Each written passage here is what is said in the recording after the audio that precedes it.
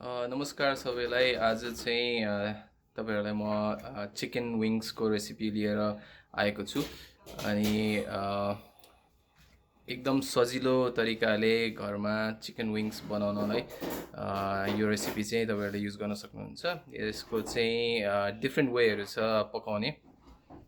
मैले चाहिँ आज ओभनमा ग्रिल गरेर बनाउने प्लान गरेको छु। अनि यसको रेसिपी चाहिँ एकदम सिम्पल, थोरै इन्ग्रिडियन्टहरू छ। यसमा मेन भनेको चाहिँ अदुवा लसुन हो। अनि अलिकति दही, अनि नुन, खुर्सानीको धुलो। मैले काश्मिरी खुर्सानी चाहिँ अलिकति युज गरेको छु कलरको लागि। तपाईँहरूसँग त्यो छैन भने त्यो स्किप गर्दा नि हुन्छ। अनि अर्को चाहिँ अलिकति धनियाको पाउडर युज गरेको छु। अनि कागतीको रस, त्यो चाहिँ अलिकति मासुलाई कडा अनि अलिकति फ्रेस स्मेल दिन्छ। अनि त्यति हो। तपाईँहरूले यसलाई चाहिँ यो रेसिपीलाई चाहिँ ग्रिल गर्न सक्नुहुन्छ कि बार्बिक्यू गर्न सक्नुहुन्छ, नत्र चाहिँ यत्तिकै करी कि अब मासु पकाएर पनि यो रेसिपी युज गर्न सक्नुहुन्छ। मैले चाहिँ बेसार युज गरेको छैन यो रेसिपीमा, तर बेसार चाहिँ अप्सनल हो, तपाईँहरूलाई मन पर्छ भने एड गर्दा नि हुन्छ। अनि अरू अब रेगुलर नेपाली स्पाइसहरू एड गर्दा पनि हुन्छ, जस्तै अब जिरा, धनिया, यिनीहरू अब फ्रेस लिभ्सहरू युज गर्दा नि हुन्छ। तर मैले चाहिँ सिम्पल, यो चाहिँ मैले युजली यसरी बनाउँदाखेरि चाहिँ एकदम मिठो हुने कारणले गर्दा चाहिँ म यही रेसिपीमा स्टिक भएको छु। तपाईँहरू धेरैजनाले यसरी नै बनाउनु पनि हुन्छ होला, तर यो चाहिँ मेरो स्टाइल हो। होप तपाईँहरूलाई यो भिडियो हेरेर बनाउने जाँगर लाग्छ र इन्जोय गर्नुहुन्छ। इन्जोय गर्नुभयो भने अब यसो कमेन्ट गरिदिनु होला। यो भिडियो राम्रो लाग्यो भने चाहिँ लाइक गरिदिनु, मेरो च्यानललाई सब्सक्राइब गरिदिनु। अब मैले अर्को भिडियोहरू पनि बनाएको छु मेरो च्यानलको चाहिँ, अब यसो हेरिदिनु होला। भर्खर स्टार्टिङ गर्दैछु। अर्को भिडियो छ, तपाईँहरूलाई मोमो बनाउन मन लाग्छ भने चाहिँ मैले त्यो मोमोको पनि रेसिपी राखेको छु, हेरिदिनु होला। अनि थ्याङ्क यू सो मच। अब यो भिडियो इन्जोय गर्नु है त। Thank you.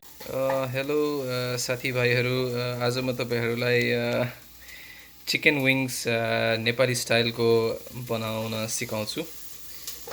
तपाईँहरू सबैको आफ्नो रेसिपी होला, तर यो चाहिँ मेरो स्टाइलको चिकन विङ्सको रेसिपी आज म सेयर गर्छु तपाईँहरूसँग।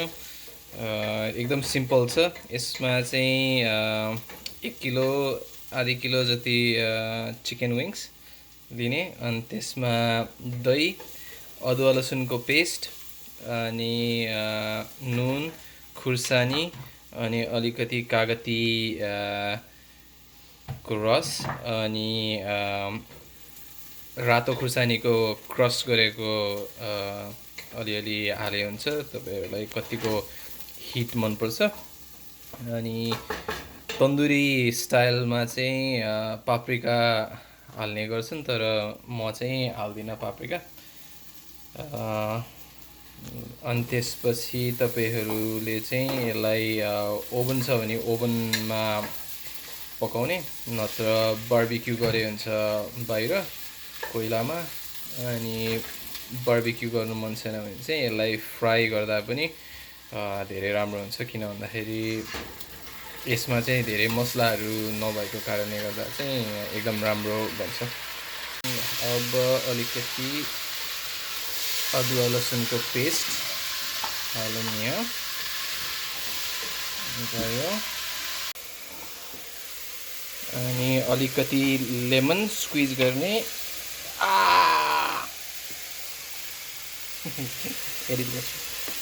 लेमन स्क्विजी।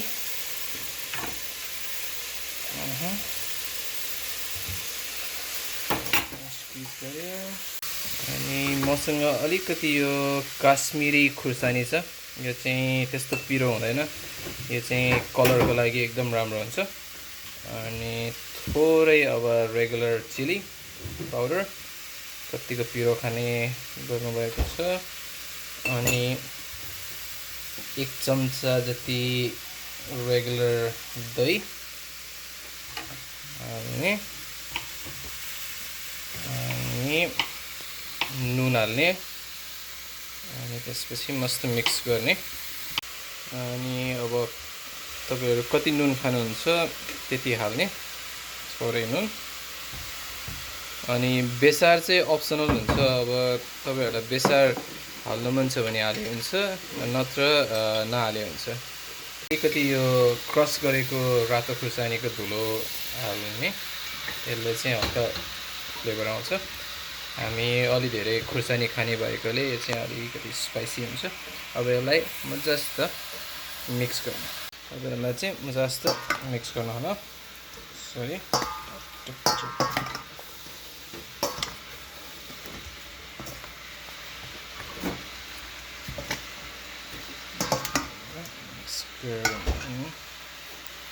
ल हेर्नुस्, अब मैले मजासित मिक्स गरेँ सबै मसलाहरू। अनि यसमा मैले फेरि एड गरेको थिएँ अलिकति धनिया पाउडर, त्यो चाहिँ मिस भयो। र त्यही हो, आफ्नो अनुसारले इन्ग्रिडियन्टहरू अलिकति एड गर्ने घटाउने गरे हुन्छ। अनि त्यही हो, यसलाई चाहिँ अब हाफ एन आवर जति म्यारिनेट हुन छोडिदिनु। अनि त्यसपछि चाहिँ तपाईलाई जसरी मन लाग्छ त्यसरी पकाउँदा हुन्छ। म चाहिँ ओभनमा पकाउनेवाला छु। सँग यस्तो ओभन छ भने चाहिँ यो ब्रोइल ग्रिलरमा राख्ने। अनि टेम्परेचर चाहिँ अराउन्ड 400 फ्यारेनहाइटमा राखे हुन्छ। त्योभन्दा अलि धेरै राख्यो भने चाहिँ अति नै तातो हुन्छ। ल हेर्नुहोस् सबैजना, कति मजासित मैले यहाँ सेट गरेको छु यसलाई। अब यो चाहिँ ओभनमा जानलाई रेडी छ। अब मसँग चाहिँ यहाँ अलिकति बाँकी पनि छ, यति नै चिकन बाँकी छ। यसलाई चाहिँ म 2 लट गरेर ग्रिल गर्नेवाला छु। अनि तपाईहरुले चाहिँ बार्बिक्युमा गर्न नि हुन्छ, डिप फ्राई गर्दा पनि हुन्छ, यसलाई यतिकै पकाउँदा पनि हुन्छ। यो चाहिँ एकदम इजी रेसिपी, एकदम मिठो पनि हुन्छ यो। यसमा यो कागती, अदुवा, लसुन अनि थोरै स्पाइसहरू राखेको कारणले गर्दा चाहिँ सबैको फ्लेभर आउँछ। र एकदम जुसी, धेरै पकाएन भने ठिक्कको पकाउनुपर्छ।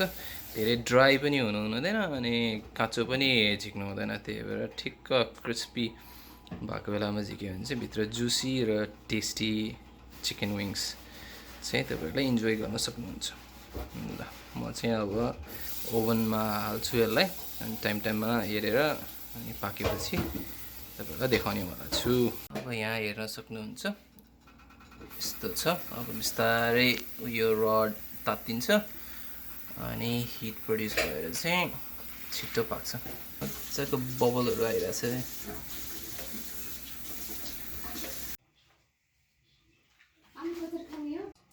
ल हेर्नुहोस्, अब यो चाहिँ रेडी भयो खानको लागि।